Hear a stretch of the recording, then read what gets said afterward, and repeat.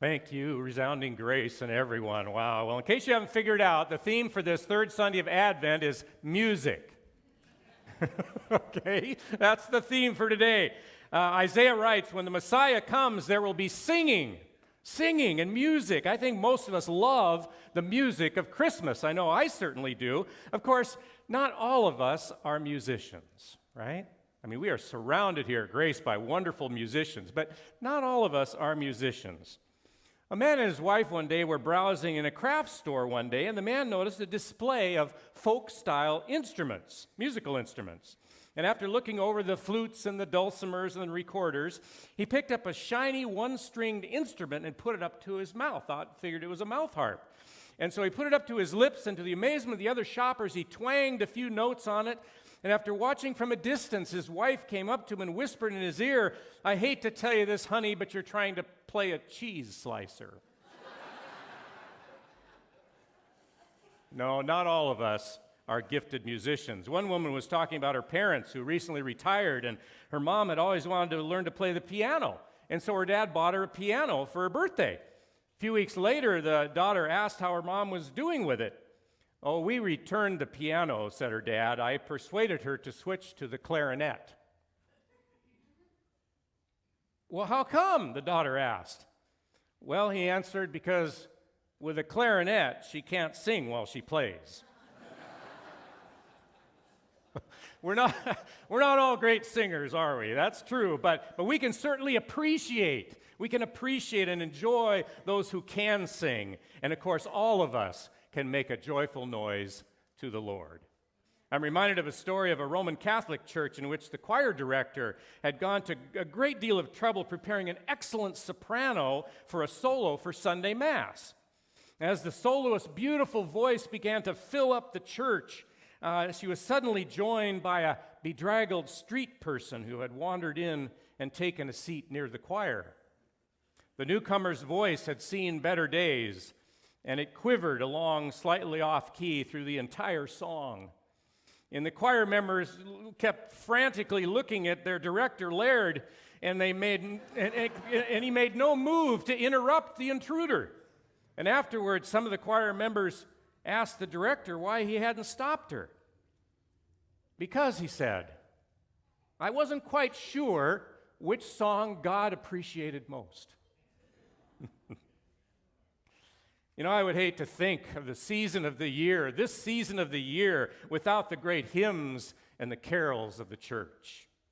Today's prophecy from Isaiah tells us that when the Messiah comes, there will be singing. Now, there are few passages as joyful as Isaiah 35. It would be difficult to paint a picture with more joy of the Lord portrayed here more vividly. When they enter Zion, there will be singing. Music is very important, and it's a very important part of the Christmas season. I love what Victor Hugo said. This is a great quote. Victor Hugo said this: "Music expresses what cannot be said about something on which it is impossible to remain silent." Let me say that once again. Music expresses what cannot be said about something on which it is impossible to remain silent. I like that. It helps explain why music is such an integral part of Christmas. First of all, music gives us the opportunity to express our joy and thanksgiving. The famous preacher of another generation, C.H. Spurgeon, once said, "I used to know an old Methodist, and first thing in the morning when he got up, he began singing an old Methodist hymn. And if I met the man during the day, he was always singing. I have seen him in his little workshop with his lapstone on his knee, and he was always singing and beating with his little hammer. And when I said to him once, 'Why do you always sing, dear brother?' And he replied, 'Because I always have something to sing about.'" Well, that's a good enough reason to sing, isn't it? To have something to sing about. In Isaiah's prophecy, Isaiah promises the people that they will one day Return to Zion. Zion is symbolic of Jerusalem, the promised land. Isaiah was writing during the times of the divided kingdom. The land had been overrun numerous times by their enemies. Prisoners of war had been carried off to be slaves in other lands. And Isaiah promises that one day they will be able to return home to Zion, the city of God. And for them, this will be a time of great joy, and so they sing. Well, there's a second thing music does for us. It draws us closer together as the family of God. Now, in my mind, I can see that band of refugees that Isaiah envisions returning to their homeland, singing as they travel together. I'd love to be a part of a congregation. I always love to be a part of a congregation who sings the great hymns of the church. And I love to be at like a Christmas party and someone suggests we sing Christmas carols. It's one of those touchy-feely moments. It's almost like almost sacramental. And we sing together and we feel like an extended family. We feel connected. That's the way Christmas ought to be, you see. Rich Mullins was a beloved artist and songwriter in the world of contemporary Christian music. And before he was killed tragically in a Jeep accident in 1997, he had written many beautiful praise songs that have touched the hearts of many, many people. Eric Hauk, a close friend of Rich, recalled being with him in a worship service just a few days before he died. And some of his friends wanted to get together and just kind of have a worship service, impromptu worship service together. And everyone had brought instruments to play together. And Eric said the music sounded awful. It was just awful. He said even the leaders were singing a little out of tune. And Rich later went up to the microphone and he said, "I love to be in church. I love to listen to people sing and play from their heart." He said, "Now in my profession, we worry about being in tune and having things sound good. But this music tonight is the most pleasing to God because it is so real. And it comes from the hearts of the children of God." That was the last time Eric ever saw Rich Mullins cry. And some of us know what he was talking about and why he was crying. We know the power of music to draw people together in worship. It reaches across all kinds of boundaries, social status, gender, race, all kinds of boundaries. It reaches right across them. Under a cultural exchange program, a rabbi from Russia was visiting with a Christian family in Texas. And since it was Christmas time, they wanted to take him to some of the finest places in Houston. And so they all went to a favorite Chinese restaurant. Throughout the meal, the rabbi extolled the wonders of America and compared to the bleak conditions of his homeland. And when they had finished eating, the waiter brought the check and a fortune cookie and a small brass Christmas tree ornament as a present for the rabbi. And they all laughed when the rabbi pointed out that the ornament was stamped "Made in India." Okay? All right? But the laughter soon subsided when they saw that the rabbi quietly began to cry.